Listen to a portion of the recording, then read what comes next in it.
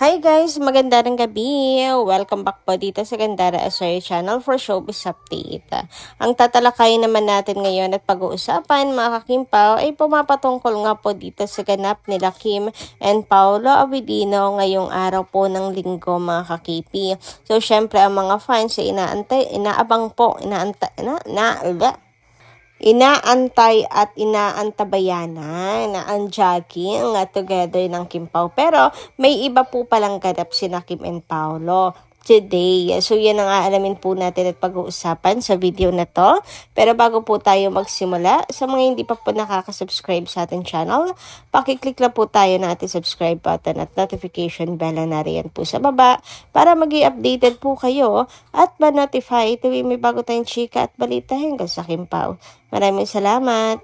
So, welcome back po again mga kakipi sa ating channel at tumako na tayo ngayon sa pagbabasa ng mga komento mula sa atin pong mga subscribers.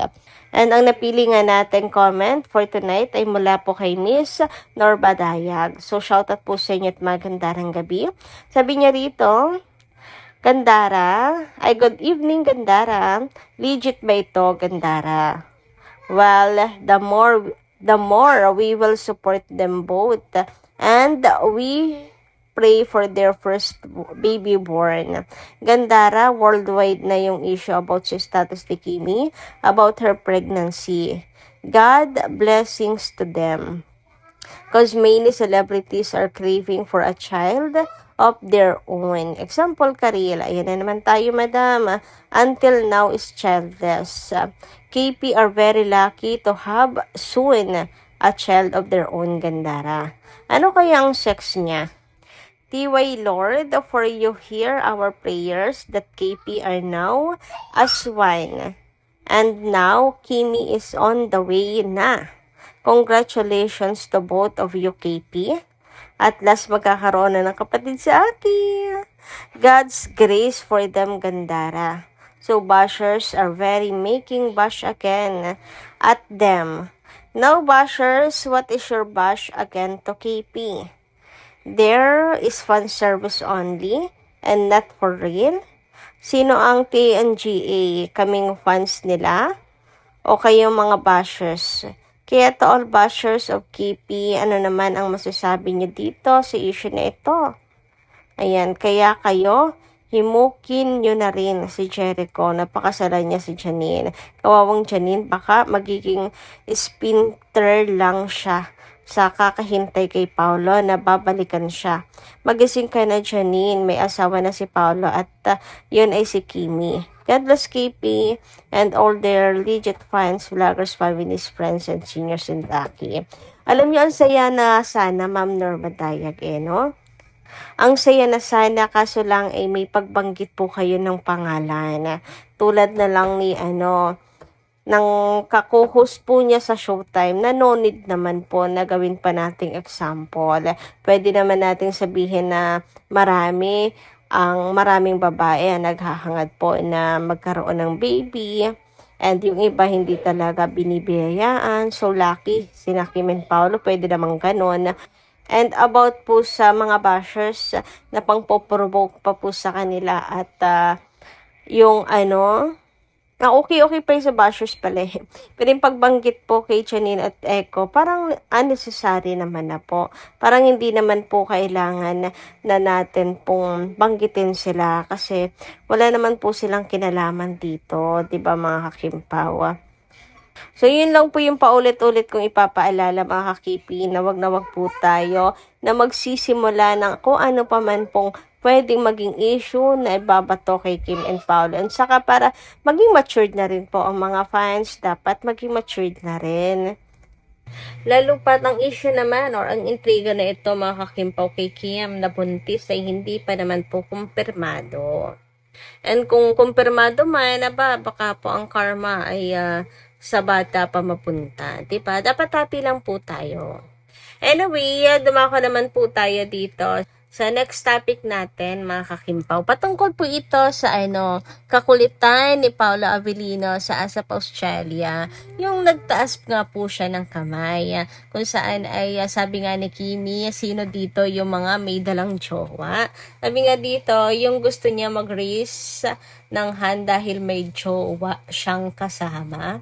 Ayaw naman ni teacher. Minus points daw pag sumagot siya. Eh di himlay malala na naman. Malapit-lapit na tayo sa exciting part. Naku, parang gano'n na nga mga kakimpaw. Kasi si Pao, ano na rin game na rin. At saka, parang wala naman tinatago si Kim and Paolo. Yung mga lakad naman nila, share din naman po nila sa atin. Game na game din magkuwento si Paolo Avellino ng mga ganap nila, mga kakimpaw, para po sa mga fans. And hindi nga po magti-date naman ang Kimpaw kung wala naman po silang relasyon. Pero, pansin niyo yung improvement ng Kimpaw sa pag-ano po ng kanilang relasyon. Diba? Ika na, kung tatanungin niyo pa nga ulit, ang paulit-ulit ang Kimpaw kung sila na ang isasagot ni Kim, hindi pa ba obvious, di ba? Nalala ko yung dati, yung sagot niya. Very obvious naman na. So, yun na yun. What you see is what you get, mga kakimpaw.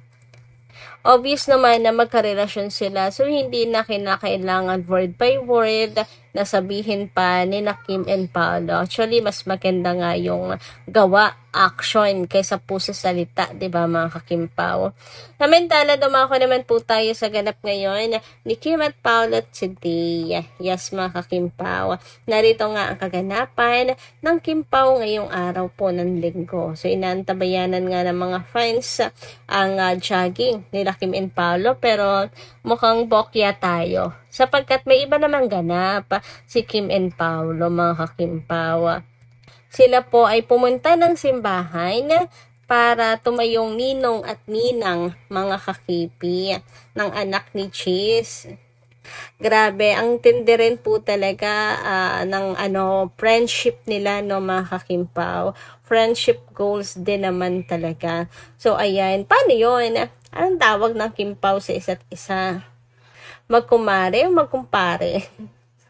Pero siguro si Kimi lang. Charot.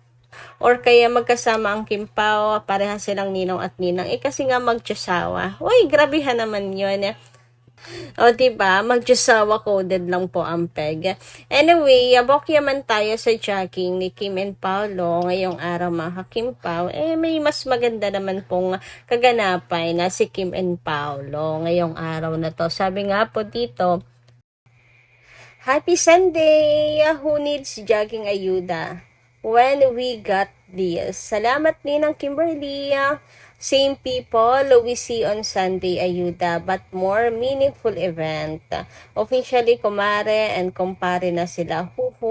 So cute. So, ayun na nga. Paano kaya, magkumare at magkumpare na rin si Kim and Paolo? Ganon. Parang hindi pwede kasi magtsusawa silang dalawa.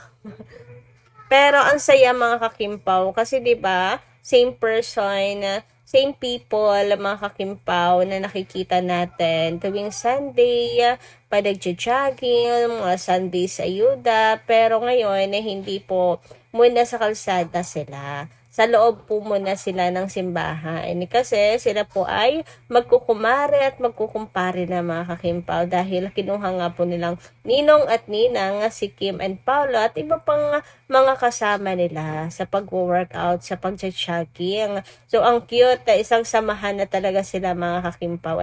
Talagang iba yung friendship nila. Super friendship goals, mga kakimpaw. I love their friendship with JC so much. May KP in their ninang and ninong era. Why naman, congrats kay David Likimi. May upcoming baby din ba siya? Ayan, mga kakimpawa. So, eto na po ang ninong and ninang era ni Kim and Paolo. So, both present si Kim and Paolo. Alam niyo, nakakatuwa kahit sobrang busy ng Kimpaw. Meron po silang projects na ginagawa, di ba? Meron po silang time for their friends, mga Kimpaw. So, hindi natin alam kung hanggang sa matapos yung event, nandun si Kim and Paolo o baka hanggang dito lang sa simbahan dahil busy sina Kim and Paolo, no? Pero ang importante, present ang dalawa. Ginagampanan po ang pagiging ninong at ninang mga kakimpaw. So, sila po hindi na lang magkakabarkada sa jogging, kundi po ay magkukumare at magkukumpare na mga kakimpaw. Sabi pa dito, fan ako ni Baby Toby. Like, tuwang-tuwa ako sa milestone photos niya every month. Kaya naman wish ko din na maging ninang at ninong niya ang KP. Eto na nga, ang saya kasi na share sa atin, di ba? Also can't wait na maging Toby Pace na ang Jay's Pace Lul. Hay nako, kailan naman kaya mga kakimpaw, si Kim and Paolo naman ang next na magpapabinyag. Ano po? Ay, wala lang, naisip ko lang, why not? Malay niya soon, hindi na lamang po sila attend bilang ninong at ninang, kundi sila na po ang sunod na magpapabinyag ng kanilang baby. Huy, grabehan naman yun. Hintayin ko yung araw na yun, mga kakimpaw. Sana magkakasama pa rin tayo. Samantala, dumako naman po tayo sa next update natin mga kakimpaw. At ito po ay pumapatungkol dito sa Soft Little Bunny Bags ni Chinita Princess. So mukhang may mga bagong collection, mga bagong design na naman si Kimi ng kanyang HOLB bags mga kakimpaw. So, iniisa-isa kasi ni Kia ma-post yung kanyang mga bags and na-save po yan ng kanyang mga fans. Ngunit subalit tatapwat, mukhang hindi po ata aware si Kia na mabilis at matatalas ang mata ng kanyang mga fans, Kim Paulanchas and Kimers, na araw-araw ay nag-aabang ng kanya pong update. Sabi nga po dito na isang fan, ang ganda, pati new House of Little Bunny ni Kimi. Kailan kaya inaabangan na nila? O diba mga kakimpaw, na ilapag dyan isa-isa ang mga bagong designs and collection ng House of Little Bunny ni Chinita Princess. So secret pa po ata ito mga kakimpaw, or nawala lang sa isip ni Kim na hindi pa niya ito dapat i-post. Pero ayan na, nakita na ng mga fans. And magaganda yung mga new designs niya ha. Sabi nga ni Kimi dito, parang nabubuo mo na ate. So may mga natitira pa, mga kakimpaw pala. May mga bagong designs pa po siguro mga kakimpaw. Ayan, kasi parang nabubuo mo na ate ang post ni Kimi. Ay nako, ganyan talaga Kimi ang iyong mga fans. Mabibilis talaga at matitinik ang mga yan. Siyempre, pansin nila yan kasi araw-araw talagang updated at nag-aabang sila ng iyong update. So, alam niyo na mga kakimpaw, sa mga nagbabalak dyan na bumili ng House of Little Bunny Bags, narito po ang ilan sa mga new designs and collection ni Kimi. So, yun lang po muna for tonight. Thank you so much po sa pakikinigan. Kita kasi po muli sa susunod natin chika. Ingat po pala.